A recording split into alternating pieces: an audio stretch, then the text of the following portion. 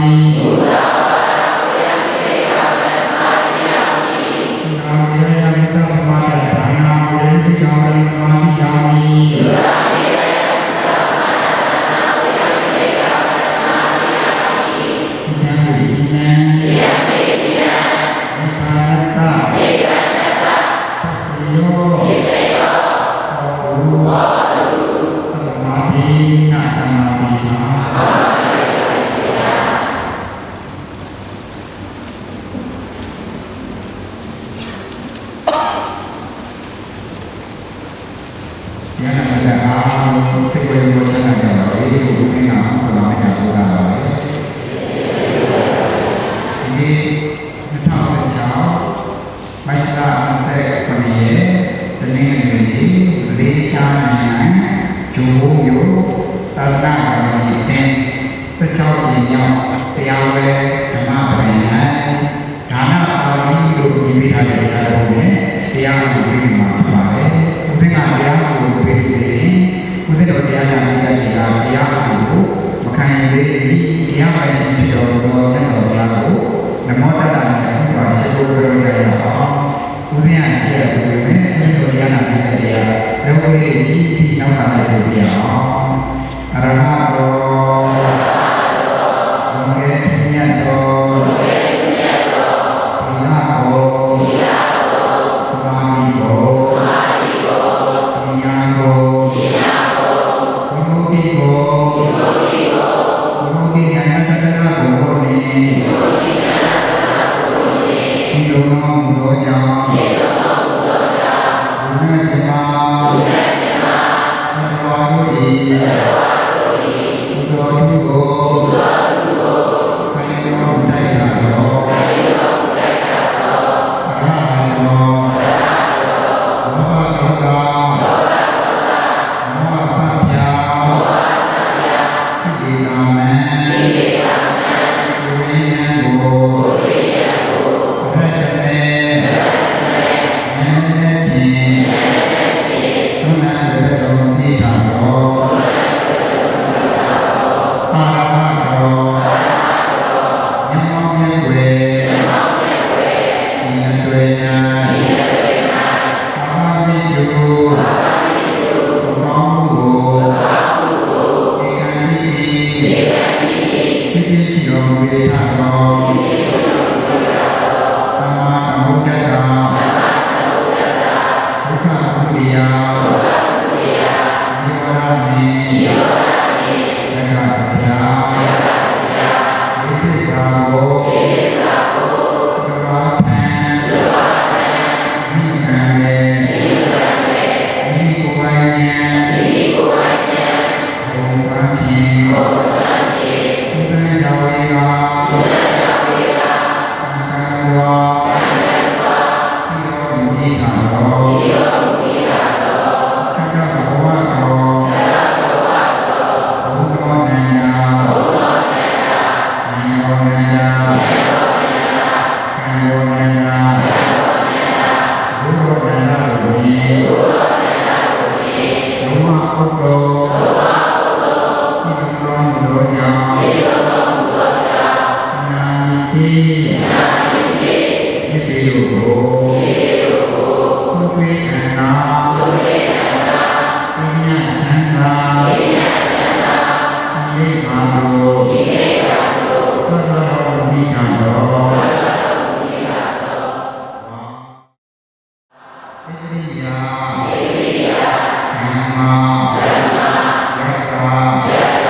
ဣတိကာမယတမိဘုရားမိတို့၏ဒီလိုတော်မူမိတာတော်ဘုရားတော်များအားဒီညာတိတော်ဤနမောစေကိုယေတိအထုဝေတုပါတိ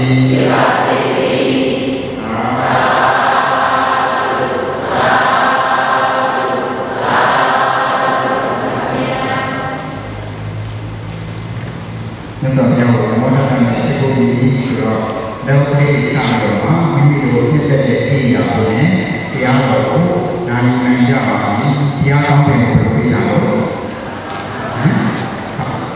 တရားကောင်းတဲ့ကိုပြလိုက်တော့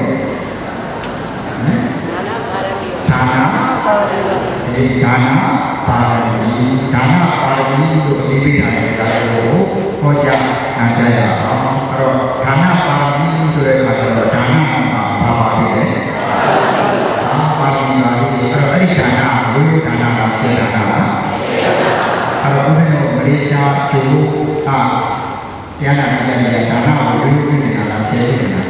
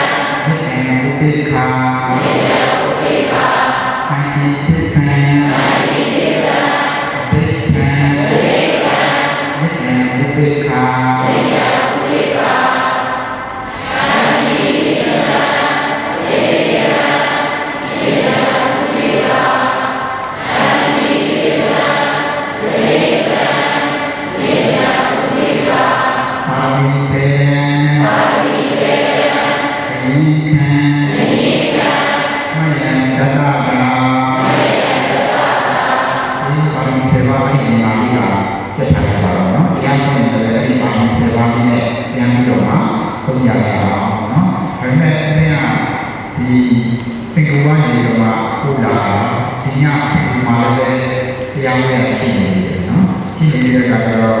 15မိနစ်လောက်ဟောပြီးပြန်ကြည့်လို့ရလားနော်15ရောက်ဟောတော့ဘုဒ္ဓနာကားတဲ့လို့သာမကျတော့ကားလိုက်ဆိုတော့ကျွန်တော်ဟုတ်ပါဘူးအဲ့တော့ဘုရားတို့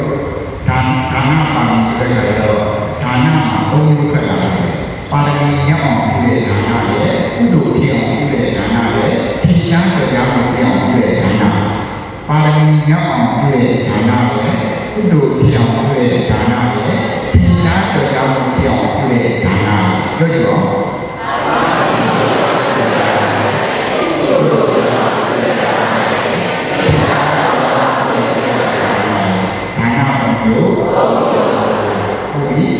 ပါရမီရောက်အောင်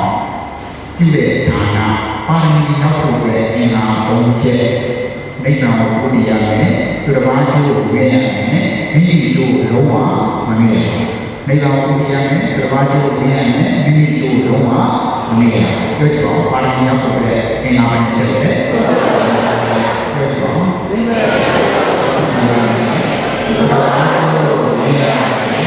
မိတို့လုံးဝအာရုံရောက်ဖို့ပဲအင်္ဂါဘုံချက်ဒုတိယကဏ္ဍအာနာပဲကုသိုလ်ပြောင်းတွေ့တော့ကုသိုလ်ပြောင်းတဲ့အလေဒါနာဒီမှာဒါနာဘယ်လိုဒါနာလဲဆိုတဲ့အခါကျတော့ကောင်းတာလည်းကောင်းတဲ့ခန္ဓာမှာပဲဆိုတော့မှဒီကုသိုလ်ကောင်းမှုကြောင့်နောက်တော့အများကြီးသာလို့ဒီဘောပါလို့သာတော့ပါလို့မလေးရှားရောက်ပါလို့ဒါနာကောင်းတာပါလို့နော်စသဖြင့်ယောဂီတွေတောင်းတမှုပြုတဲ့ဒါနာနေအောင်တော့မှဘုမတိရှင်းအောင်ပြောရမယ်ဆိုတော့လောကီတက်တဲ့တောင်းတမှုပြုတဲ့နေအောင်တော့မှဘုမတိအဲ့လိုဒါနာလို့ဆိုတော့ကုသိုလ်ဖြစ်အောင်ပြုတဲ့ဒါနာအလေကဒါနာပါဠိလိုတော့မစ္စမဒါနာပေါ့နော်နောက်တတိယဒါနာတော့ဘာဒါနာလဲတော့ကြောင့်ဖြစ်အောင်ပြုတဲ့ဒါနာဘယ်လိုဒါနာမျိုးလဲဆိုတော့ဒီလိုလူလိုက်လို့ရှိရင်တော့လူတွေဟောပြီးတော့မှာပဲဆိုတော့မှဝိနည်းဝိနည်းပါဠိဝိနည်းအထံဝိနည်းပြည့်ပြည့်လိုက်တဲ့ဒါနာနော်ဒီဒါနာအဲ့ဒီဒါနာကိုတော့ဖြစ်မှာရှိတာရှိတယ်နော်အဲ့တော့အဲ့ဒီဒါနာသုံးမျိုးမှာဘာဖြစ်လဲဆိုတော့ပါဠိညောင်းလို့ဒီပါဠိလည်းညောင်းတယ်ကုသိုလ်လည်းဖြစ်တယ်ဒီစားကြောင့်လည်းဖြစ်တယ်ပါဠိညောင်းလို့ဒီပါဠိလည်းညောင်းတယ်ကုသိုလ်လည်းဖြစ်တယ်ဒီစားကြောင့်လည်းဖြစ်တယ်ဟောဒုတိယကဏ္ဍကတော့ကုသိုလ်ဖြစ်အောင်လုပ်ရင်ကုသိုလ်ဖြစ်အောင်လုပ်ရတော့ကုသိုလ်လည်းဖြစ်တယ်ဒီစားကြောင့်လည်းဖြစ်တယ်ဘယ်ဟာလဲပါရမီတော့အနာဟုဟုတ်ပြီနောက်တတိယကဏ္ဍကတော့ဒီစားကြောင့်ဖြစ်အောင်လုပ်တဲ့ကဏ္ဍနော်ဒီလိုလုပ်ရရင်ဒီငါ့ကိုပြီးတော့မှာပဲဆိုတော့မှဝိနည်းဝိနည်းပါဠိဝိနည်းအထံဝိနည်းပြည့်စုံတဲ့ဌာန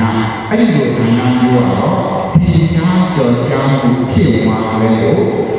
ပါရမီနဲ့ညောင်းကုသိုလ်လည်းဖြစ်ဖို့ကျေးဇူးရှင်တဲ့ဆရာတော်ရဲ့တော့ပကာသနာဖြစ်နေပြုတာဖြစ်တယ်လေတဲ့ဘဝသမာဓိထင်ရှားကြောင့်ဖြစ်သွားတယ်လို့ဘဝသမာဓိလောကသမာဓိကိုလုံးဝအကျိုးပေးတယ်လို့ပါရမီရောက်ဖို့ဆိုတာတော့ဝေလာမှုပါဒါဒါနသုံးမျိုးရဲ့ထူးခြားတဲ့နော်ဒါဆိုလို့ရှိရင်ဒါနအမျိုးရဲ့တွေ့ကြောပါပါရမီရောက်ဖို့ဒါနရဲ့ကုသိုလ်ရောက်တဲ့ဒါနရဲ့ထူးခြားတဲ့ဒါနရဲ့ဒါနသုံးမျိုးပါရမီရောက်ဖို့အတွက်အင်္ဂါသမီးချက်ဒီလိုမျိုးဒီလိုမျိုးရမယ်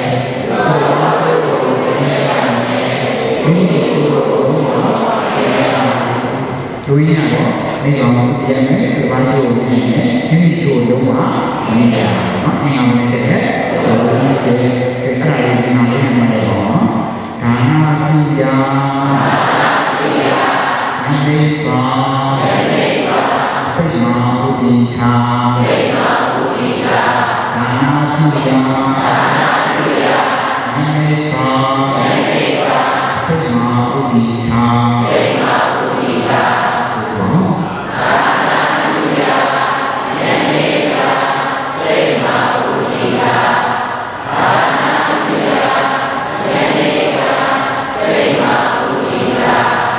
ကုသဘာအတွက်ကြောင့်မေတ္တာမပါချမ်းမာကုသဘာအတွက်ကြောင့်မေတ္တာမပါချမ်းမာ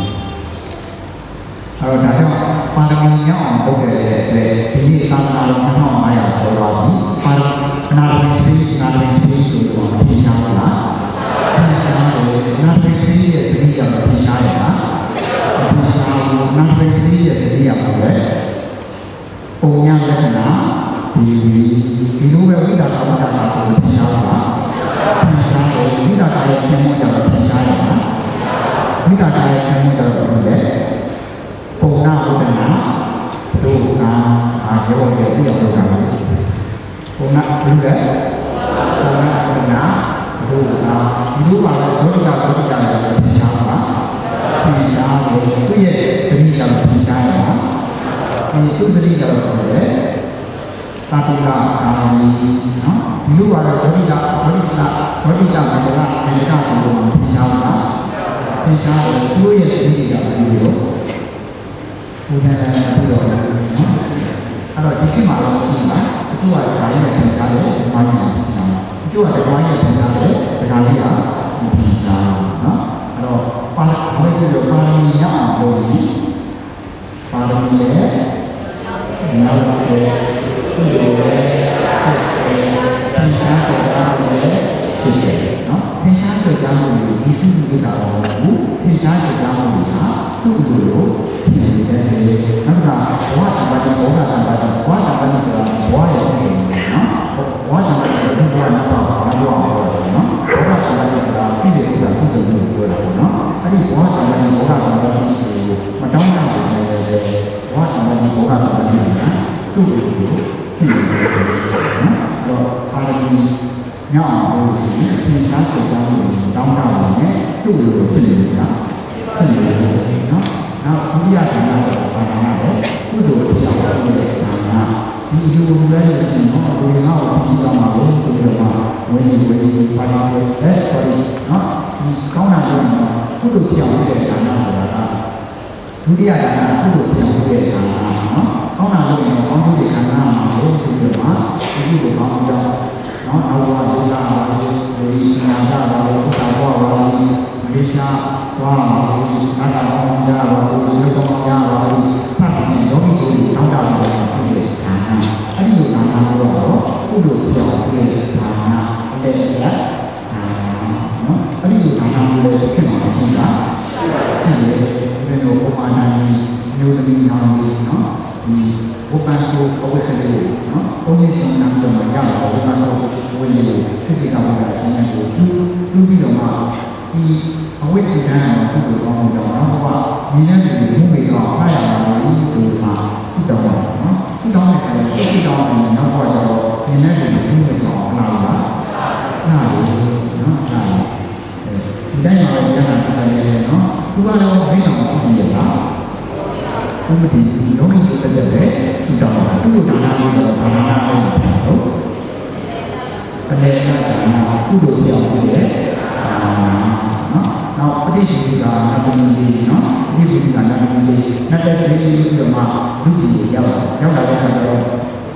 သူချစ်တဲ့နာကိုပြည့်နေပြီးရတယ်တဲ့အခါကျတော့ကုသိုလ်ကောင်းမှုတွေနဲ့နောက်ဘဝချစ်တဲ့နာနဲ့သိရပါလိမ့်နောက်ဘဝချစ်တဲ့နာနဲ့သိရပါလိမ့်အဲ့ဒီကုသိုလ်ကုသိုလ်လုပ်တယ်နော်ဟောဒီလိုနဲ့အခါကျတော့သူချစ်တဲ့နာနဲ့ဉာဏ်ပြီးတော့မှသိရတယ်သူလည်းသူရှိတော့ဒီဟာဒီသူမိတော်ပြုရတာဟုတ်ပြီကုလိုနာကြတော့လေဒေနာနာတော့ဒီကုလိုပြောင်းတယ်နော်လေနော်နော်ဒီအဲ့ဒီလိုနာနာလို့ဖြစ်မှာရှိတာရှိတယ်နော်တတိယဘာလို့တော့ဘာနာ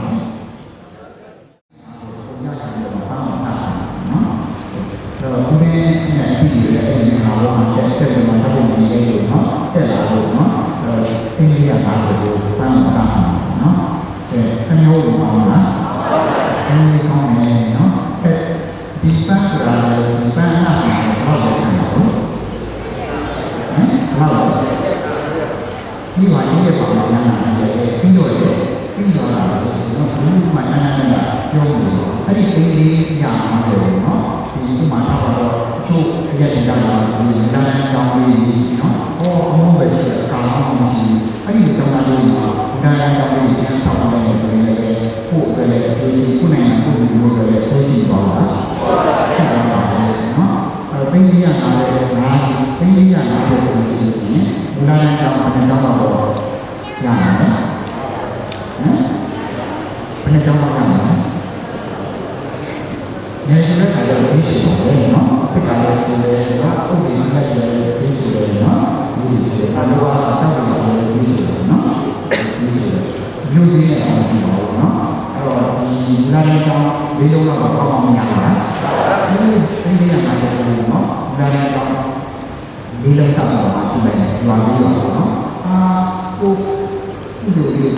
ပြန်တော့မအောင်ပြန်ပြန်ကျင်းနေမှာပါကျင်းနေတာကျင်းနေတာနော်အဲဒီလိုပါပဲအချို့ဒေသတွေဒီနေရာရောက်လာလို့ဒီရှားတာဒီရှားတာဘာလို့ဒီရှားလို့ဆိုလို့ရှိရင်နော်ဒီချိုးပြီးဆိုလို့ရှိရင်ဒီနောက်တစ်ခွက်ခံလို့မှဒီချိုးရတာနော်အဲ့တော့ကြာပါတယ်ဆိုတော့ငွားဖို့ပဲအဲ့လိုသိကြတာနော်အဲ့ဒီလိုဒေသတွေမှာဒီလိုဒီနာရီသွားထုတ်ပြလိုက်တယ်ဆိုရင်ပို့တယ်အကျိုးရှိကိုယ်နိုင်ငံကိုယ်မျိုးတွေအကျိုးရှိသွားတာနော်ဟိုတစ်ခါလေးနော်ဒီကွာစိတ်ပါရေးတဲ့အခါနော်စိတ်ပါရောကြည့်တဲ့အခါကိုဒီလိုဒီနာရီညံ့အောင်လုပ်နေတယ်စိတ်ထားကိုရောက်ပါပါဒီရောက်ပါပါ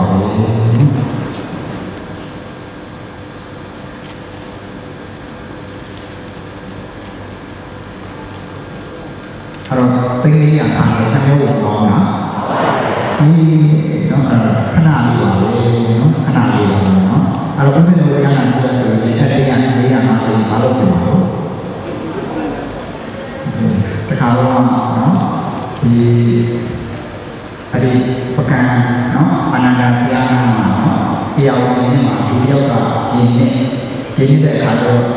အရဟဏတရားဆေရောဘာအနန္တတရားဆေရောဘာဒီရောအရှိတဲ့စိတ်တွေကိုဘုရားမှာကြားအဲ့ဒီလိုပြောတယ်အဲ့တော့ငယ်လေးယောက်ကမြင်တဲ့အခါတော့ဒီယောက်ကပြည့်စုံမှာကဲနော်ကဲတဲ့အခါတော့သူ့၆ကိုသူ့လက်ကို၆နဲ့ကိုင်မှန်းရှိတယ်လို့နော်အနန္တတရားဆေရောဘာအနန္တတရားဆေရောဘာဒီရောမှာရှိတဲ့စိတ်တွေကတဝက်တစ်ပတ်မှာကြားတာနော်ဒီလိုနဲ့ဆွဲနေတဲ့ဘုရားကြောင့်တော့ငါဘောရေးတဲ့မှာမူပြီးတော့ဘာလို့ပြောနေတာမသိတော့ဘူးကိုယ်လည်းရတာပြတယ်နော်။နောက်တရားဝဲတော့မှာဘာလို့ပြောနေလဲဆိုတော့နော်။အဲ့တော့ဘာလို့ပြောရလဲဆိုတော့ဒီနာစကားပြောင်းပေးတဲ့ဒါနာတော့တရားတနည်းရှင်းရပါဘူး။ပြီးတော့လေပြီးသွားပါပဲဘယ်သူမှလည်းတန်တန်တာပြောနေပါဘူးနော်။အဲ့တော့ပါရမီကြောင့်ပြီးတဲ့ဒါနာရဲ့ကုသိုလ်ပြောင်းပြီးတဲ့ဒါနာရဲ့ဒီရှားတဲ့ဒါနာပြောင်းပြီးတဲ့ဒါနာပါရမီရောက်ဖို့အတွက်ငါးနဲ့ကျဲ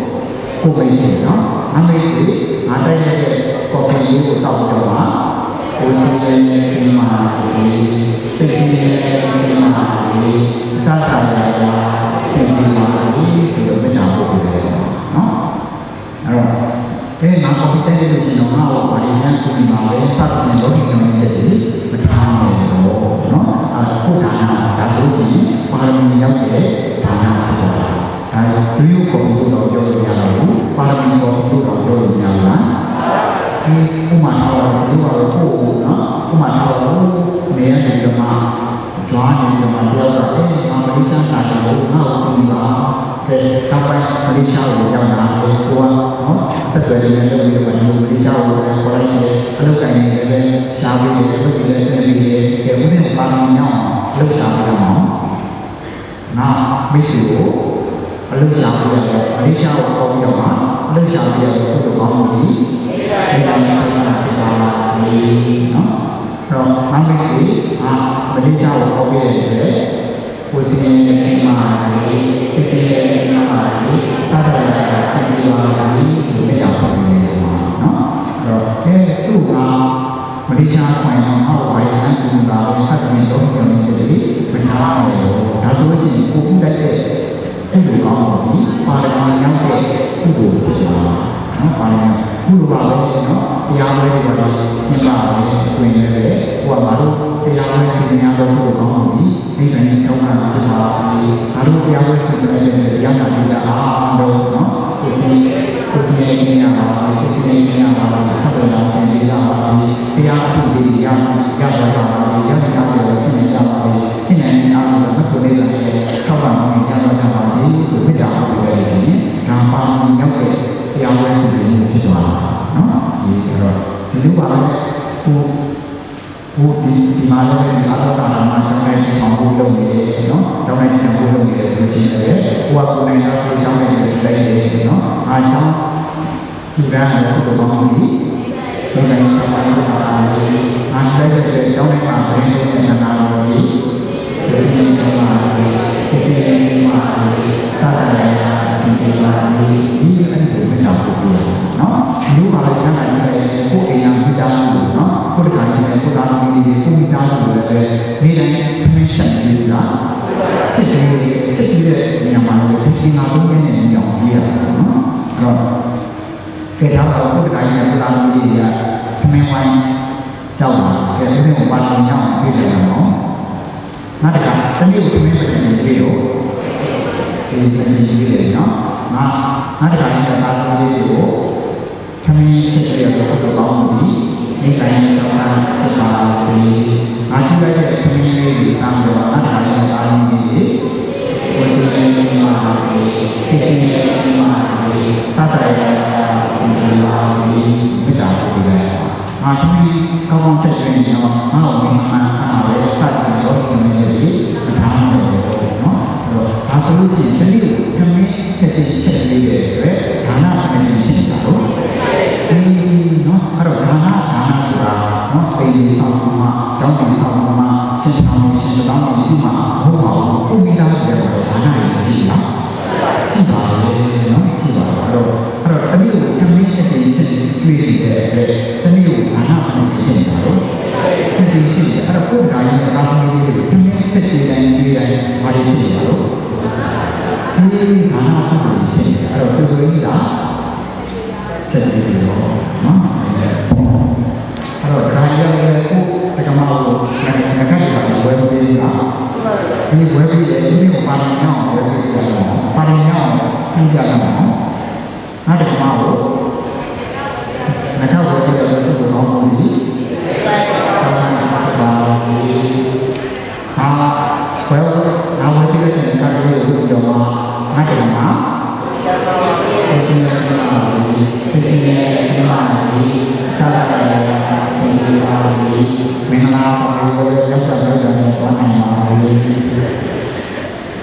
နော်အဲ့ဒါဆိုလို့ရှိရင်ကိုယ်ကတော့ကိုယ်နဲ့ဆိုင်တာလို့ဘာလဲဟောနော်ကိုယ်အိမ်တော့ရုပ်ကိုသိထားတဲ့အတွက်ဘာနာရှိမှာပါဒီဖြစ်သွားတာအဲ့တော့ကိုယ်ကတော့လည်းငါကလည်းကြောက်တော့မှာအဲ့တော့သူကကိုယ်ကတော့ငါကလည်းဒါနာအဲ့တော့ဒီခက်ကြီးတာလို့ပြောနော်အဲ့တော့ဒီလိုနေမှာဆိုလို့ရှိရင်ကြမ်းနားတော့ဘာလို့လဲအဲ့ဒါကတော့ဆက်ရေးဆောင်နှံ့ဝင်ပို့ကြမှာအမှားရတဲ့ကြတဲ့ပြန်ဝင်လိုက်နော်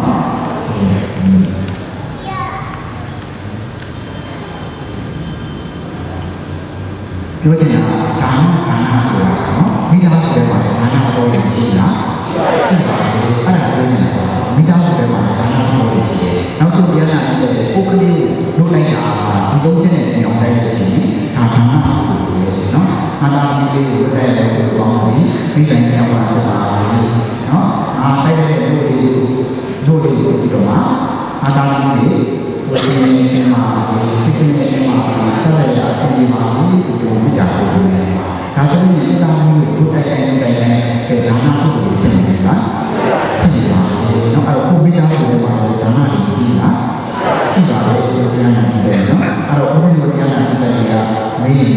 ပြီးတော့ဦးဇင်းကပါဠိတော်တွေလည်းပြောနေတဲ့အခါတော့နော်တပည့်တော်က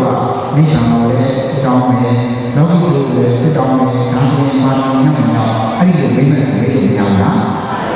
ကဲပါဠိညောင်းညောင်းဒီကြီးရွယ်ကြီးတဲ့တရားတော်များကြီးပါဠိတော်ရောက်ပါဘူးဒါပေမဲ့မိဘကိုဉာဏ်စိုက်ကြည့်ပြီးတော့မပါဘူးတဲ့ကျတော့ကြားရတဲ့ဒုက္ခကတော့ဒီလိုမျိုးဝိတ္တုကိုတာရကထုတ်ပြန်တာနော်တခါတော့ဒုက္ခကတော့ဒီလိုမျိုးဒုက္ခကတော့ဒီကနော်ကြံရင်းကိုတော့မှကြံရင်းကြံရောင်းချောင်းကိုတွေ့တဲ့သူ့ပဲကြံရောင်းချောင်းထုတ်တယ်ချိုးတယ်ဆိုမှနာမပစ္စည်းကဘုရားရှင်ရဲ့တဲ့အခါပစ္စည်းကဘုရားရှင်ရဲ့ကိုကြံရောင်းချောင်းသူ့ပဲကိုတွေ့တဲ့သူ့ပဲသူ့ဒီတော့မှတော့ဘယ်လိုလုပ်လဲဆိုတဲ့အခါကျတော့ဒီကျန်တဲ့ကံတော့ဘုရားကောင်းတာလူစည်းတဲ့နာစည်းတဲ့ရှင်ရှင်ခံစားခံစားတော့အရှင်ဘုရားကိုသိရတော့တရားကိုသိရပါဘူးဆိုလို့မှသုတောင်းတယ်သုပနာသုတောင်းတယ်မရှိဘူးနော်အိမ်ရောက်တဲ့အခါကျတော့အခုဒီပြောပြပြောပြတဲ့အခါကျတော့အခုပဲကျန်ခဲ့ပါလေလူရသုတောင်းပါဆိုတဲ့အခါအခုလုပ်တဲ့အတွက်တော့ဒီကြီးကမှဒီကျန်တဲ့ကံတော့ဘုရားကောင်းကြောင့်ပစ္စည်းတော်ကရှင်ရဲ့ကိုသိရတော့တရားဆိုတာသိရပါဘူးဆိုတောင်းအခုလုပ်တဲ့အတွက်ဆိုတဲ့အဲ့တော့အခုလုပ်တဲ့အတွက်သုတောင်းအတိုင်းနဲ့ဝိပဿနာဆိုတရားမဲ့မှာပဲဉာဏ်နာဖြစ်သွားတယ်ဒီလိုတဲ့ကတော့သုတောင်းတဲ့ဉာဏ်ရှိတဲ့ဉာဏ်ရှိတဲ့ခြေရင်းနာနာသာသာတော့မှာဥစဉ်ကိုဘောရမပြရတဲ့တဲ့ကြောင့်မှာဇောတိကဖြစ်ပြီးတော့မှနောက်ဆုံးဉာဏ်မှုပြီးတော့မှဉာဏ်နာဖြစ်သွားတယ်နော်အဲ့တော့သုတောင်းပါပါတဲ့အတွက်အထူးပေးပါတော့တာတရားမျိုးလို့ဆိုရင်တန်ခါရှိတဲ့ကြောင်းနဲ့တန်ခါကိုလည်းသုတောင်းနောက်တရားမျိုးလို့ဆိုရင်အလောင်းများများရတဲ့သုတောင်းနဲ့အလောင်းနဲ့ရတဲ့သုတောင်းအဲ့တော့ဈေးထဲမှာဈေးဝယ်တဲ့အခါမှာအစစ်တွေကြောင်းတာသိတဲ့တာရှိဘူးနော်ကုသိုလ်ကောင်းမှုတွေအတိုင်းအစစ်တွေကြောင်းတာဆိုတော့မဖြစ်တော့ဘူးနော်ဒီအလောင်းစီဖြစ်ပေါ်မှာနော်ဘိုင်းဖြစ်ပေါ်တော့ဟမ်ဘာဖြစ်တယ်ကောနော်ဒီလောင်းစီနော်အလောင်းစီရောမှာနော်အဲ့တော့ဘယ်လိုရတာလဲအလောင်းညာညာရတာလားနည်းနည်းရတာလားဒီကြိုင်တော့ဘာလို့လဲဒီလဲဒီညာမနဲ့တော့ဖြစ်တယ်နော်ဒီအခုလုပ်တဲ့ကွာကြံရည်ကိုယ်တိုင်ကူတာကုဓမသူများကြည့်ရတာဒါပေမဲ့အခုမှကုလို့ဖြစ်တော့တာအဲဒီဒါလေးကိုထောက်ပြီးတော့မှအရှိတဲ့ယောဂအရှိတဲ့ယောဂရဲ့ကုသိုလ်လုပ်နေတယ်ရပါဘူးနော်ဥပမာတော့ဒီမှာကိုမိလာရဲ့ဒီမှာဘုံကြောင့်ကျောင်းမှာနော်ကျောင်းမှာကိုပဲဒီတရားပါဝင်ရတဲ့ဒီနေ့နာမည်ကနိုင်ကိုဒီမှာဒီလိုဒီမှာဒီနော်အဲ့တော့ဒေသကိုဒီပဲဒီတော့ကိုမိလာရဲ့ဒီပဲနော်လူပြီးတော့မှနော်ပေါင်းတာလေးကိုတောက်ပေါ်ပြီးရဲ့တဲ့ဒီမှာမလုပ်တော့ပိုင်ပါရဲ့အခန်းကိုနော်ကိုယ်ကဒီနဲ့ဒီနဲ့အဲ့ဒီကိုကြောင်းမှာတောင်းနိုင်ကိုဒီမှာဘုံကြီးမှာသူပါလေဒီနဲ့ဒီလာလို့ပါဆိုရင်ကိုယ်ပြင်းနေတဲ့ကုသိုလ်ဖြစ်သွားတာဖြစ်သွားတယ်ဘာလို့လဲဆိုတော့နေလူတွေရောက်တဲ့အခါမှာလည်းနော်ဟိုမန္တလေးတို့ရန်ကုန်တို့ရောက်တဲ့အခါမှာလည်းမြတ်စွာဘုရားကိုရှင်ငါကတ်တဲ့တက်ပြီးမှပြင်းနေတဲ့ရှင်ငါကတ်ပြီးတော့ရပါဒါလူပါလေနော်ကိုယ်တိုင်းဆိုတဲ့ကုသိုလ်ကောင်းလုပ်ပြီးရတယ်ကုသိုလ်ပိုင်းဆိုတဲ့ကုသိုလ်ကောင်းလုပ်ပြီးရတယ်နော်ကိုယ်သားတော်ဆိုတဲ့ကိုယ်အမိရှိတဲ့ကိုချစ်တဲ့မိတ်ဆွေတွေကုသိုလ်ကောင်းကိုလုပ်ပြီးရတယ်ဒါပေမဲ့သူများတဲ့ကုသိုလ်ကောင်းလုပ်ပြီးလို့ရှိရင်ပြီးကိုလည်းဝမ်းမြောက်ကိုလည်းဒီချက်တယ်နော်ဘယ်နည်းချက်လဲပြီးကိုသူ့ကိုပြောပြတယ်ဒီမှာလည်းဝမ်းမြောက်မှာအားလုံးပါပါနော်အဲ့တော့ကိုမိသားစုကိုတကယ်ကိုမိတ်ဆွေတွေလည်းသူ့ကောင်းလုပ်ပြီးရမှာရပါဘူးပြန်တယ်နော်အဲ့တော့ဘုဒ္ဓတော်ပြန်လာပြီးရနော်အဲ့တော့သူတောင်းတာတော့ပြန်လာတယ်အဲ့တော့ကိုတက်ကိုသူတောင်းလို့ရပါလေနော်သူတိုင်းလို့ရပါတယ်အဲ့တော့ဘုဒ္ဓတော်ပြန်လာတဲ့နေနေနဲ့ဒီတော့နော်ကိုဖြစ်နေတာလေးတော့သူတောင်းနေရှိတော့တာမင်းနဲ့ဆိုလို့ရမှာသူတောင်းနေရှိပါလေနော်ဘာဖြစ်လို့လဲဆိုတော့ဝိလာနာတော့ဘယ်နည်းနဲ့ဝိလာနာတော့မှာမြတ်စွာဘုရားဟောတာလေတိရစ္ဆာန် တာလေဒီနာမဲ့တဲ့လူတာဘုံသူရှိတယ်ဒီနာမဲ့တဲ့လူတာလေဒီနာရှိတဲ့လူတာဘုံသူရှိတယ်ဒီနာရှိတဲ့လူတာလေသောရနာလူတာဘုံသူရှိတယ်သောရနာလူတာလေသက္ကနာလူတာဘုံသူရှိတယ်တတိယပုဂ္ဂိုလ်ဉာဏ်ပွဲတွေမှာသူပြီးပွဲကြတာဟောပြတာလားဟောပြတာလေနော်ဒါကြောင့်ကိုယ်စိတ်ကိုသူ့လိုရပါဘူးဥပမာတော့ဒီတရိစ္ဆာန်နဲ့လူလူတာနဲ့တရားဥပဒေကိုအကျိုးရှိတယ်ဒီနာရှိတဲ့လူတာနဲ့ဒီနာမဲ့တဲ့လူတာလူလူတာကိုအကျိုးရှိတယ်အဲ့တော့အကျိုးကြီးဆိုရင်တော့ပုဂ္ဂိုလ်ရဲ့ရွေးချယ်တော့မှာဒီပါပါဏမီရောက်ကိုကျင်ရဆိုရင်တော့ပုဂ္ဂိုလ်ရဲ့ရွေးချယ်တာဘယ်လိုတော့ပုဂ္ဂိုလ်ရဲ့ရွေးချယ်ပြုတဲ့ဆိုရင်ပါဏမီမရောက်တော့เนาะအဲ့တော့ကိုယ်ကရွေးချယ်တဲ့မှုကြည့်เนาะအကျိုးကြီးလို့ရင်တော့ပုဂ္ဂိုလ်ယုံဉာဏ်ရွေးချယ်တဲ့မှာလူပါရမီရောက်ကိုကျင်တယ်ဆိုရင်တော့ပုဂ္ဂိုလ်ယုံဉာဏ်ရွေးချယ်တဲ့မှာမလူနေတော့ကိုယ်တဲ့ကိုရွေးချယ်လိုက်ပါเนาะဒါအဲ့ဒါကိုပုဂ္ဂိုလ်ယုံဉာဏ်ရွေးချယ်တာခေါ်အပ်ပုဂ္ဂိုလ်သာပုဂ္ဂိုလ်ယုံဉာဏ်ရွေးချယ်တာခေါ်အပ်ပုဂ္ဂိုလ်သာဘုရား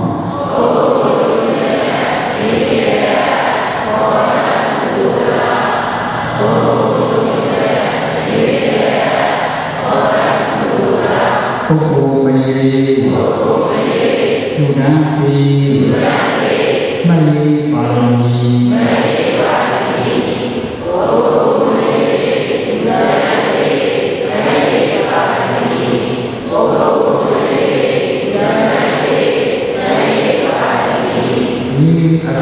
ကိုယ်တိုင်ကိုရွေးချယ်တဲ့မှာရှိပါနော်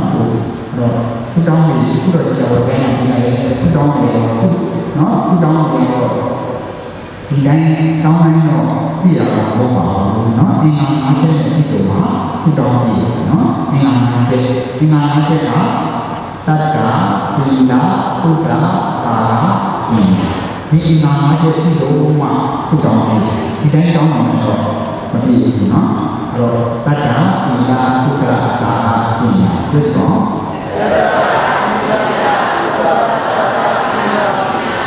တတ္တဆိုတာစေနာဘုံမာရေကံရဲ့အကျိုးတွေကိုယုံကြည်တာတွေ့တော့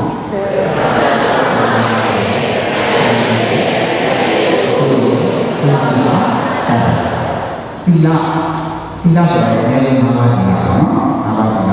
တတ္တသီလကုဒ္ဒဆိုတော့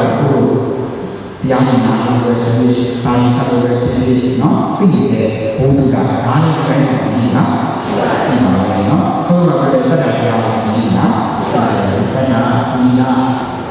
ကုဒ္ဒသာပိဋကစီပဲနော်ပိဋကစီပဲပညာဆိုတာဒီအကြောင်းကိုကောင်းဆိုလုပ်တဲ့မှာခွဲခြားမှုဖြစ်တာဒီနော်အဲ့တော့ဒီအင်္ဂါအားဖြင့်မှာဉာဏ်ရှိတဲ့လူကြီးတတ္တကိုလူတွေအကုန်လုံးမရှိတာအသာလည်းရှိတာပဲနော်ဉာဏ်ရှိတဲ့ခန္ဓာမှာအကုန်လုံးရှိတာတတ္တနော်သီလဆိုတခုတခါဆောက်ပြီးဒီမှာကြာနော်ဒီတိုင်းတိုင်းကိုကြာပါနော်တတ္တသီလကုဒ္ဒလည်းရှိတာရှိတယ်နော်သာပိဋကစီရင်ဒါလည်းဘုရားလို့ပြောတာနော်ဘုရားလို့ပြောတာခိုင်လို့ပြောတာနော်နောက်ပညာလည်းအကြောင်းကိုအောင်ဆိုတော့ဘာမှခွဲခြားလို့မရှိပါဘူးဒီလေလုပ်နေတာနော်အောင်းတာဖတ်တယ်နော်ဒါဆိုလို့ရှိရင်အဲ့ဒီမှာချက်ချင်းမှာနော်တခုကဘုရားဆိုဘယ်ချက်လဲရှိတယ်ဘယ်ချက်လဲပညာသာဟုတ်ကဲ့ကျန်တဲ့တတ္တရဲ့ဥဒ္ဒါရဲ့ပညာရဲ့ဘုရားကတရားနာပြီးတဲ့တဏ္ဍာမှာရှိတာရှိတယ်အဲ့တော့ဘုရားဘဝရှိတဲ့ခုရှိလို့တောင်းတော့မယ်ဆိုလို့ရှိရင်လည်းနော်ဘုရားနဲ့သွားဟောတော့မှာမဆောက်တာကိုဒီကျမ်းပန်းကံနဲ့ဟောဒါနာတော်မှာဖြစ်သွားတယ်အားလုံးဒီကားလေးကိုလိုက်နေဟောတိလာဖြစ်သွားမှာဖြစ်သွားတယ်ဟောတတ္တကုဒ္ဒပညာတော်ဘုရားရှိတဲ့အတွက်အင်္ဂါမချက်ရှိလို့ပြောတာဒီမှာလည်းအဲ့ဒါမှဘုရားကိုတောင်းပါတော့နော်ဒီလို ဒုရင်းကတော့စုတောင်းတိုင်းတော့မပြည့်ဘူးပေါ့နော်အဲ့တော့အဲ့ဒီအင်္ဂါ၅ချက်စုစုမှစုတောင်းမှာပြည့်အဲ့တော့အခုတော့ရှိတော့အဲ့ဒီစုတောင်းတွေကအင်္ဂါ၅ချက်စုစုလို့ရှိရင်ကောင်းတာကောင်းတယ်ပြည့်မကောင်းတာကောင်းတယ်ပြည့်နော်ကောင်းတာကောင်းတယ်ပြည့်နော်နောက်တော့ဘယ်လိုနဲ့စုံရပါလိမ့်စုတောင်းတာပြည့်နောက်တော့ဒါလေးနဲ့စုံရပါလိမ့်ပြည့်ပါနော်အဲ့တော့စုံကြည့်ရင်လည်းရတယ်မစုံကြည့်ရင်လည်းရတယ်နော်အင်္ဂါ၅ချက်နဲ့လာတယ်ဒီကိုစုတောင်းတာပြည့်တော့ရမ်းလာတယ်နော်အဲ့တော့ခုနအားလုံးပြောပါရမီရောက်ဖို့ပဲနိဗ္ဗာန်ကိုပြည့်နဲ့ပရမတ်ကိုမဲ့နဲ့ဒီလိုလုံးဝမဲ့ဆိုပြီးဘုံလိုက်တဲ့ဌာနကြီးပါရမီရောက်တဲ့ဌာနဖြစ်ပါလေ။နောက်ပါရမီရဲ့ဒီကံချက်ကြီးဒါနပါရမီကိုဒါနအဖြစ်ရှိလိုက်တဲ့နဲ့တန်တဲ့ပါရမီကိုပါလို့သူ့ကိုပါတော့။နောက်ခုလိုက်တာပါရမီရောက်အောင်လုပ်တဲ့လူအပြီးသုံးပြီးလုပ်ပြရ။ဒါပါရမီရဲ့အချက်တွေ။ဥပမာဒါနပတ်လို့ကြီးလို့တဲ့ကျွန်တော်လိုက်ရနော်။မာသတိဆက်ထုတ်ရတာပါနော်။ဒီခါတော့ပုံမှန်ကြောက်တာဒီနဲ့ကျတော့နွားတွေကိုခဏနားပြီးတဲ့ထုတ်ရတယ်။ထုတ်ပြီးတဲ့နွားကြီးကဒီအားဖြင့်တိုင်းတိုင်းတော်ရဲကိုပြောတာတော့တော်ရဲနေတော့တော်ရဲရောက်တော့သူပရိယာလို့ဖြစ်တဲ့နွားကြီးဒီကလည်းတော်ရဲနဲ့စားတဲ့နွားကြီးအတွေ့တော့နွားပြောက်တိုင်းတော်ရဲမှာမရှိတယ်။ဒါတော့လည်းကတော့ဒင်းတဲ့မိုက်ကစားလိုက်တာတဲ့တဲ့ဖြစ်တဲ့ကြောတဲ့ကိုတက်တော့မှတဲ့ဒီကိုမိုက်ကစားနားမရတာတော့နောက်တဲ့ပြကြတဲ့အခါအဲ့ဒီမှာဥပ္ပန္နောဖျားလာညောင်းနေတယ်ညောင်းနေရနော်အဲ့ဒီတော့ဖြစ်နော်ဒုတိယတဲ့တော့ပြီးမှာကိုကြောက်တာနော်အဲ့တော့ဘယ်ဒီဖြစ်ချဘယ်ဒီဖြစ်ချတဲ့ကတော့ဒီရဲ့ဘယ်အဖြစ်ကြီးလာတယ်ဒီမှာဖြစ်တယ်ပေါ်ရောက်တာနော်အများကြီးချလိုက်တဲ့အခါတော့ညောင်းနေတယ်ခဏနဲ့အဲ့ဒီအရာကိုခဏနဲ့နော်အဲ့တော့နေ့နေ့ဒီမှာဒီရောက်တက်ပြီးတော့ဒီမှာညာဒီရဲ့သင်္ခါရမှာလေဒီနားမှာရှိတဲ့ကြောက်တဲ့ဟောနော်ဖြစ်တာတော့သူကလည်းအားဖြင့်တဲ့အခါတော့နော်အောင်းသူ့နိုင်တယ်နော်အဲ့တော့ညောင်းနေဖြစ်တယ်ပြည့်တယ်ဒါမှမဟုတ်ဘူးဖြစ်တယ်တွေးစလဲစနေနော်အဲ့တော့ညောင်းနေဖြစ်တယ်ဘာလို့ဒီလိုအဖြစ်တော့မှဖြစ်တယ်နာပြန်တဲ့ပုံစံတော့ဘလို့မှဒီပုံနာတော့လုပ်နေတာတောင်းကြည့်ဆိုတော့မှအပြင်ပုံနာမှာဒီလိုအဖြစ်တော့မှဖြစ်ပါတယ်နော်ဟာဖြစ်တယ်ဘာလို့လက်ကြမှာလဲသင်ကနားကလက်ကြပါတွေးစလဲစနေဘာဖြစ်လိုက်ဖို့နော်အဲ့တော့တကယ်လို့ဘုရားကတော့မှချက်တဲ့ထူတာကိုထားခဲ့ရင်ပါရမီရောက်ပါမှာနော်ပါရမီတော့မရောက်ဘူးကုသိုလ်တော့မရောက်ဘူးလားအဲ့တော့ဒါနဲ့ကတော့ပြီးတော့ချင်းဘယ်လိုကြောင့်ဒါကြီးကပါရမီ7ပါးပါဖို့ကိုသိရတာပါနော်အဲ့တော့ပုံနာရဲ့အသက်ကိုကြည့်လိုက်တာဒါနပါရမီပုံနာတောက်တဲ့ဖြစ်နေတဲ့ကာယနဲ့ပစ္စည်းအောင်ဆောင်ပေးလိုက်တာဟာသီလပါရမီသဒုတရားလောကီကိုမတောက်တာပဲပြုနေရတာမေတ္တာပါရမီဘလို့တရားလဲပြရတာပညာပါရမီကြည့်လိုက်တာဝိရိယပါရမီပုံနာတောက်တဲ့ဖြစ်တာကိုဒီခန္ဓာဖြစ်ပေါ်လာတဲ့ဝိညာဉ်ဒီခန္ဓာခန္ဓာသင်္ဝါပဲပြောကြတာနှုတ်ပရိသေဖြစ်တာသစ္စာပါရမီပုံနာရဲ့အကျိုးအပြီးဆုံးနိုင်မှာပါပဲသုံးဖြတ်တာကိုသစ္စာပရိသေဖြစ်တာဒိဋ္ဌံပါရမီသစ္စာနဲ့ဒိဋ္ဌံပါပြီးတယ်ဆိုတော့နှုတ်ပရိသေဖြစ်တာသစ္စာသိပ္ပရိသေဖြစ်တာဒိဋ္ဌံနော်နောက်ပုံနာကိုမကြပါရဲ့သစ္စာမကြပါဘူးနော်ဥပိ္ပခာပုံနာတောက်တဲ့ထုပြီးမယ်ပုံနာကိုစိတ်မကွက်တဲ့စိတ်ကြီးဥပိ္ပခာပါရမီ7ပါးလို့ပါမှာပါတယ်ဒီလိုပါပဲဥပမာတော့ဒီအတင်းမှာနော်အာရဏယအတင်းမှာကိုကဝါရင်းသုံးတာကတော့ဘယ်အောင်တာလို့လဲလို့စိတ်ကသိတယ်အဲ့တော့လောဘဘောဝိသေသနာကိုပုံလိုက်တာဒါနပါရမီနော်ကိုယ်ပြန်ပြရတဲ့ဥပမာဒီကနော်အလုပ်ကိုအောင်လုပ်နာမည်တော့သူကလည်းပြောတာနော်ဒီနာမည်ကိုပြောတယ်အဲ့လိုပြောဆိုတာလည်းကာယနဲ့ပစ္စည်းအောင်ဆောင်ပေးနေတာဒီလာပါဒီရတဲ့နာတော့ဒီလိုဒီတော့တော့ညပြောလိုက်ရင်ဘာဖြစ်တော့လဲညပြောလိုက်ရင်ဒီလာပါပြီဖြစ်သွားဒီလာပါပြီရဲ့ဘောဒီကာယနဲ့ပစ္စည်းအောင်ဆောင်ပေးနော်ဒီလာပါပြီရဲ့ဘောပါတယ် ဒီဝိရဏမောကိုကြားရတဲ့အခါမှာတော့ဒီလောက်ပါဖြစ်သွားတာနော်ဒါနာကဘုရားတရားတော်ကိုတောင်းတပဲဝိရောက်တာအသိဆက်လို့ထားတာမိခမပါလို့ဝိရရှိနော်ဘုလိုပိုင်းနေနေတဲ့ဒီလိုရဲ့ဒီစက်တဲ့တိုင်းရှိတာဝိရပါလို့ကိုယ်တည်းကပြောဆိုတာကိုခဲ့ရအောင်နော်ဟာသူကနိုင်ငံတော်ရဲ့ဒီကဘာမှဘာမဟုတ်ပြောပြီးမဲ့စတဲ့ဒီခံရတာဒီမှာနော်ဝါဒကကတော့ဒီမှာဝိရအောင်တာပဲပြောကြတယ်တော့တည်းဖြစ်တာလားသစ္စာပါနော်ဒီကဝါဒကတော့ဒီဆုံးတယ်ငါအောင်မယ်လို့ဆုံးဖြတ်ရတယ်ပဋိယောဖြစ်တာဒီသာနော်နှုတ်ပဋိယောဖြစ်တာသစ္စာသိပဋိယောဖြစ်တာနော်ဒါနာသံဃာနဲ့မှာပညာဒီခန္ဒီသစ္စာသိတာအားလုံးတော့ကိုယ်အချင်းချင်းပေါ်မှာအားလုံးသိနော်ငါအချင်းချင်းကအားလုံးကိုသိနေတာပါသိနေတာပါဆက်လာတာဒီပါအားလုံးကိုသိတာပါဒီမိကပါနောက်နံပါတ်1ကဥပိ္ပခာရဲ့ပေါ်ဒီချင်းမုန်းလို့လည်းမတားကဲ့ရဲ့စိတ်ကြည့်ပေါ့စိတ်ကြည့်လို့ဖြစ်တာဥပိ္ပခာအဲ့ဒါမျိုးဆိုရင်ချင်းမုန်းလို့လည်းမတားရကဲ့ရဲ့လို့လည်းစိတ်မဆိုးစိတ်မျိုးမဖြစ်တာဥပိ္ပခာဆိုတော့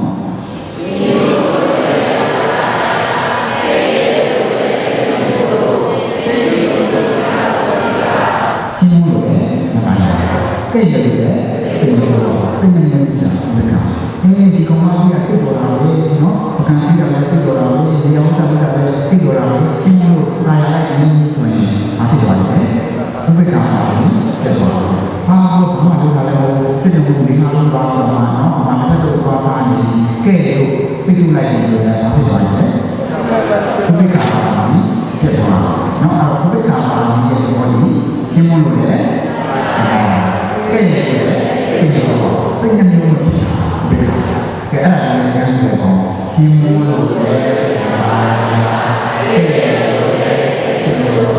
သိနေလို့နောက်ပါ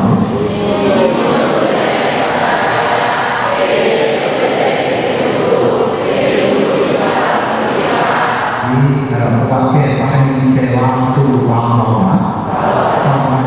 အဲ့ဒါနော်တကယ်လို့ညာဘာလဲတော့ဘာပြောရမလဲအစဉ်မပြေဖြစ်ပြီးတော့မှထွက်သွားပြီအဲ့ဒါလည်းဆိုရင်နော်အလုံးကြီးညာသုံးနှမ်းရောတောင်းလျှောက်လို့ရမည်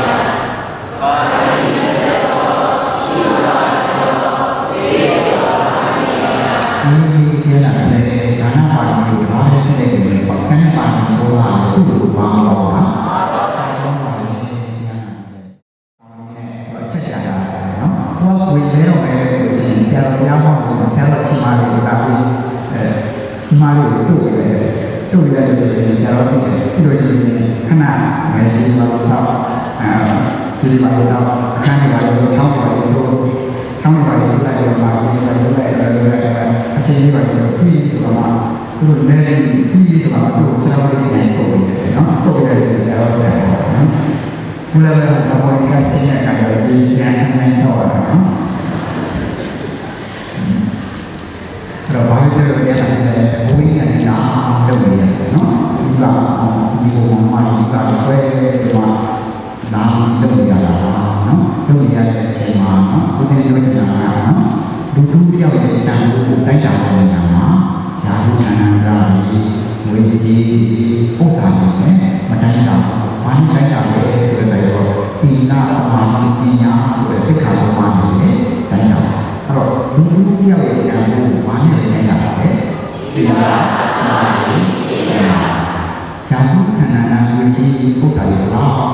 ရှိသိက္ခာပုဒ်မရှိရင်တန်ဖိုးမရှိပါဘူး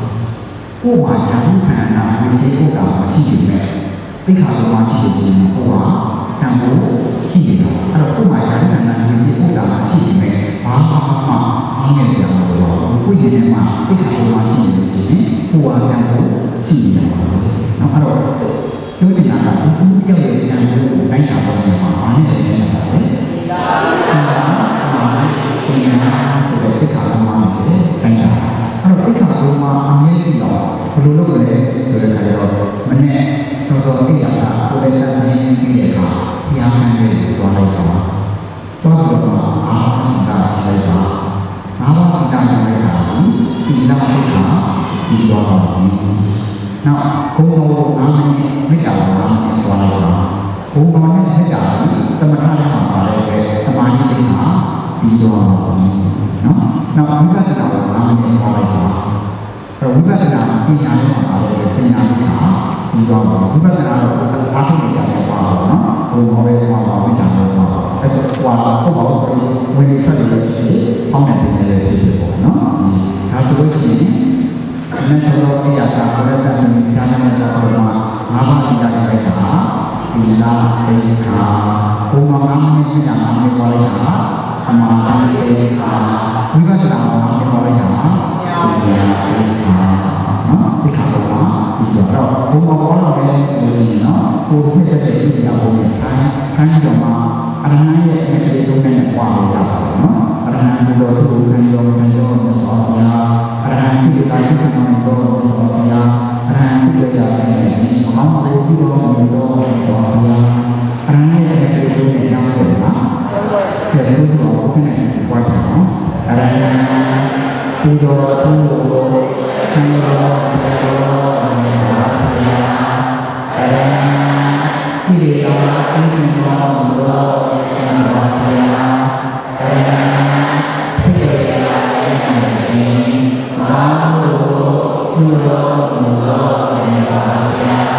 ဒီအဲ့ဒီအနာရဲ့ဒီသုံးနဲ့ငါးမိနစ်ပွားနောက်မေတ္တာကိုငါးမိနစ်ပွားတော့မေတ္တာပွားတဲ့အခါပုဂ္ဂိုလ်ကိုရေးပွားနော်ငါးမိနစ်ကျင်းနေတာပါလို့သိနေနေတာပါလို့ဆက်ဆက်တာသိရပါလို့ဒီပုဂ္ဂိုလ်ကိုရေးပွားပုဂ္ဂိုလ်ကိုပွားပြီးမှဒုတိယနဲ့ဒီညာကိုပုဂ္ဂိုလ်ကိုပွားဒီညာကိုပုဂ္ဂိုလ်ဆိုတော့ဘယ်လိုဖြစ်လဲ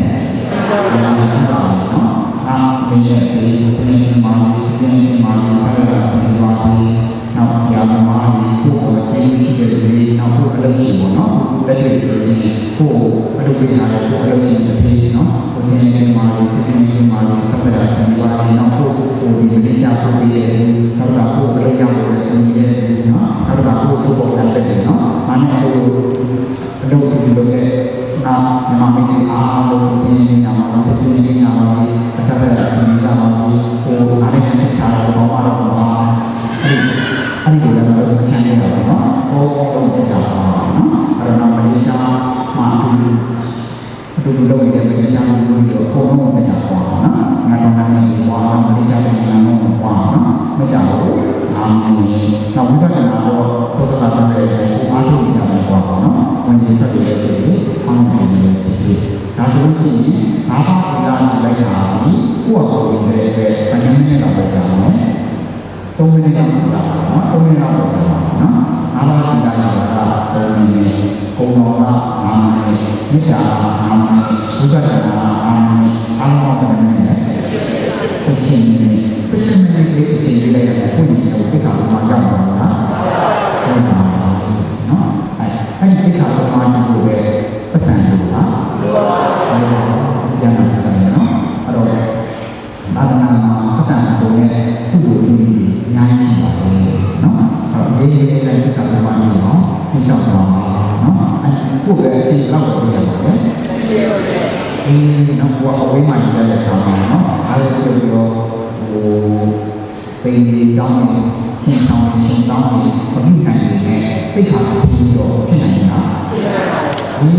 ပဋ္ဌာန်းဖြစ်ပါလိမ့်ဖြစ်နိုင်တယ်သိက္ခာပြီးမှသိက္ခာတော်မှာဖြစ်ပါတော့ဖြစ်နိုင်တာဖြစ်နိုင်ပါလေဉာဏ်နဲ့နော်အဲ့တော့သိက္ခာတော်မှာဝိမာန်အောင်ရဲ့ချိန်မှာသိက္ခာတော်မှာလည်းဒီဆောင်ပါနော်သုံးခါပြောတဲ့သိက္ခာတော်မှာခဲ့တာဟုတ်ပါဘူးဉာဏ်နဲ့နော်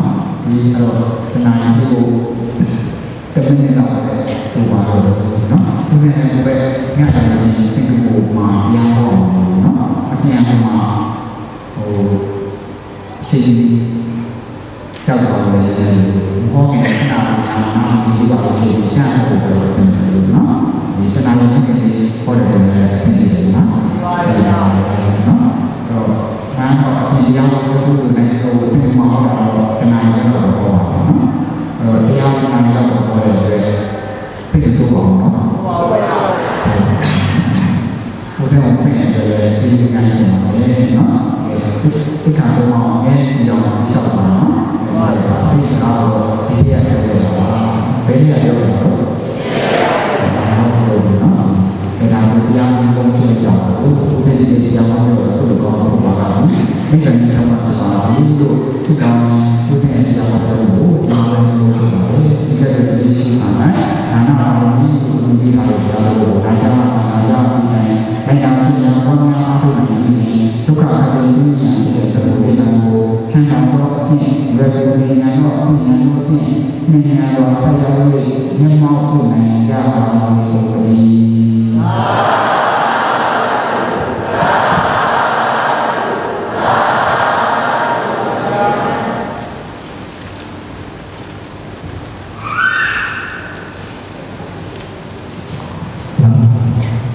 ဒီတော့တော့ဘာလို့ဘာလဲတော့ဘာလဲတော့ဘာလို့တော့ဘဝကလူတော်များကိုစက္ကန့်တွေနဲ့လူတော်စုစုတွေဒီတဲ့သာသာပြီးဒီနေပါဆရာဘုရားပါဠိကြာပြီးဘာလို့ကတောင်းပေါ်ပါလူတော်တော့ဘာလူတော်ထောက်ပြရအောင်တဲ့တွေစုစုပေါင်းဘာလို့ပြောရလဲဖြစ်ပါတယ်သူပဲကဘူကောင်းစုကအားလုံးပဲတာသူလူမောတာပေါ်လို့နိုင်ကြပါလား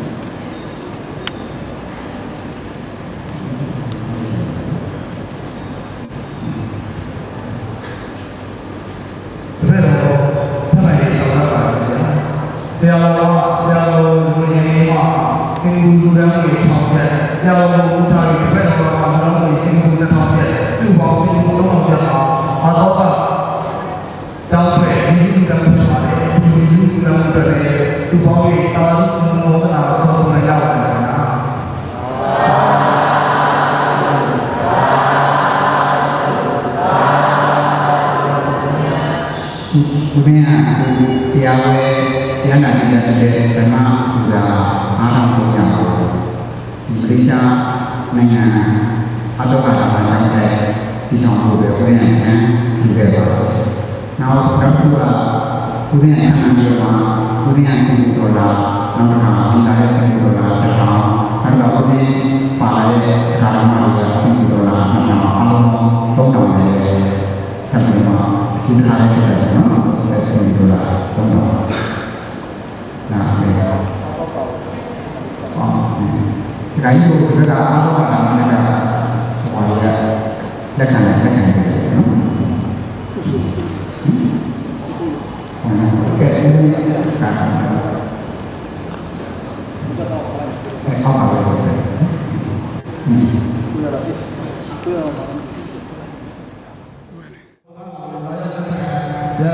ရာဇဝတ်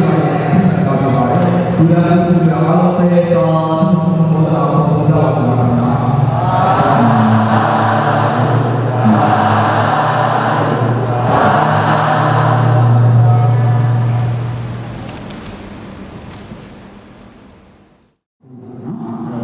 စုပေါင်းတော်မှာကိုရှိတဲ့ဒီကောင်းမှုကိုဒီစချအများကြီးပြီးရကြတော့ကဲအားလုံးဆိုရအောင်ဤတန်ဒီပုံဉာဏ်မိစ္ဆာသာသစ္စေယောဟောတုယနေ့တကူဘုရားရောတော်တရားမရတော်ကုသိုလ်တရားနာရတော်ကုသိုလ်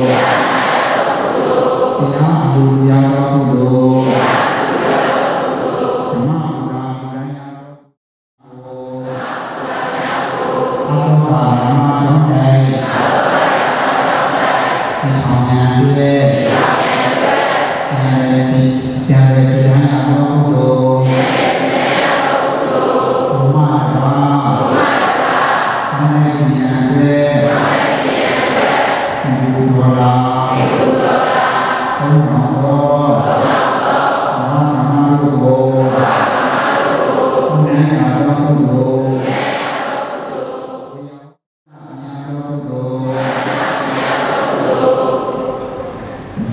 ဒါနပုဂ္ဂိုလ်တို့ရသောကုသိုလ်ဒီကုသိုလ်ကောင်းမှုစုစုတို့သည်မိစ္ဆာတိထောက်ပံ့ဖြစ်ပါစေဤမံဘုရားပါကံဘုရားတရဏံဒီမာ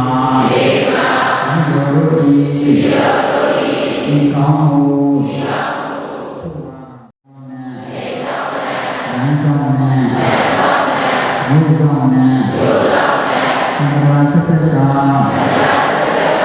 ဒီလိုတူတိုင်းဘောသတ္တေသောဘုရားဆရာတော်ဘုရားတော်အမြာဒီမာဒီညာယယာယေစိတ်ပြာကျမ်းမာကျမ်းမာကြပြီကြပါပြီတော်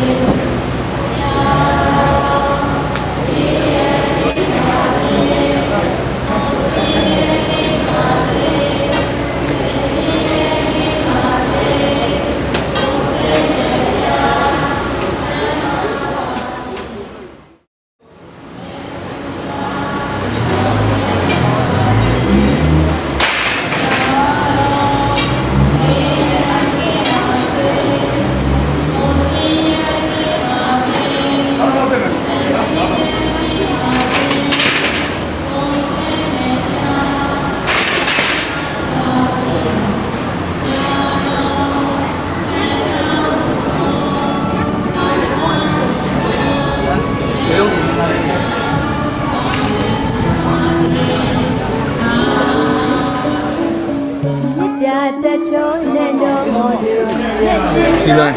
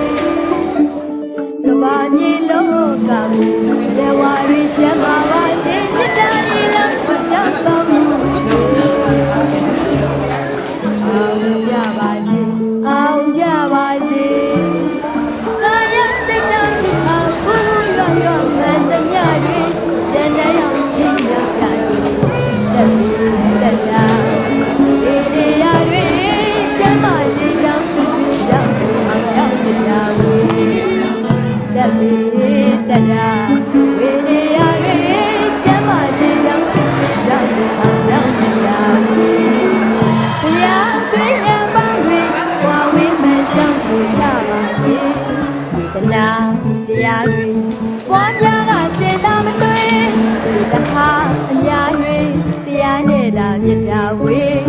သနာတရားတွေ